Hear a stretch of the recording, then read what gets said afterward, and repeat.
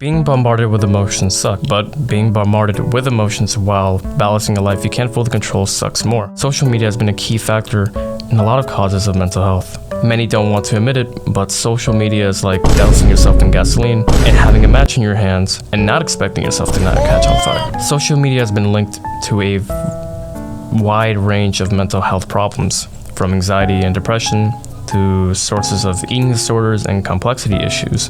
Now, not being the parental figure who left for milk 6 years back and only came back because the milk had spoiled, but I'm not blaming social media for being the root cause of all mental health problems.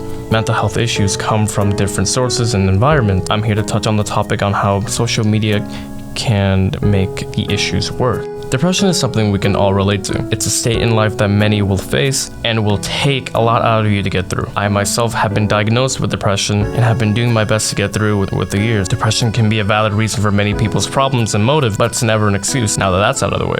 Let's open up this ugly wormhole that social media can influence in it. Depression among teens and young adults have become more common in the past decade. Social media use has also become increased during the same time. It's hard to say for sure that social media causes depression. Allowing little Jimmy to go through Twitter and see the hidden replies has a possibility of him losing his humanity and gaining depression. Social media has been a big influence on self-esteem as well. I personally have experienced this. As I'm currently going through a breakup, I had thought getting ripped and going to the gym would be a lot healthier for me, and I'm working on it, but seeing people who's worked on their bodies for years made me lose a lot of confidence in continuing that path. This leads to a theory. Seeing a lot of perfect pictures online might make kids, especially girls, young women, view themselves negatively. Feeling bad about themselves can lead into a depression and body dysmorphia. The creation of perfect images may not only make others feel inadequate, it's also unhealthy for those who appear successful at it. Whether we blame social media for a lot of our issues, it won't resolve them.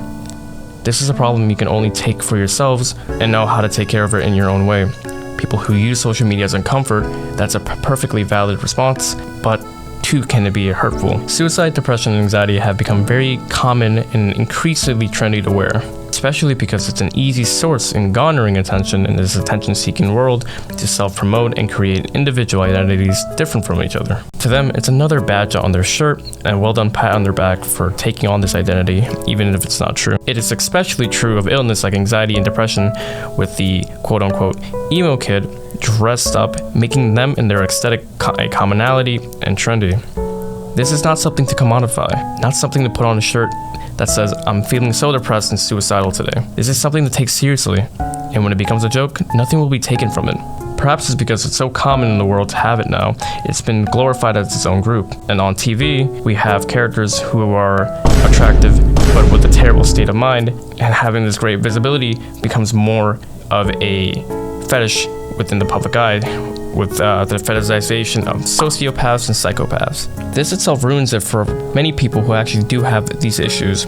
Statements like, I wish I wasn't here anymore, I don't want to exist, or I feel dead inside, are perhaps completely overused or even glorified to some extent. There is a fetishization of our medias and movies and portraying a tragic death and something to be avoided, as they refuse to actively target the cause of the cause. Unnatural lives, hyper-focused on consumerism and competition, and oversaturation of our media coverage, suicide. It's not something to take lightly or to take as given as a joke.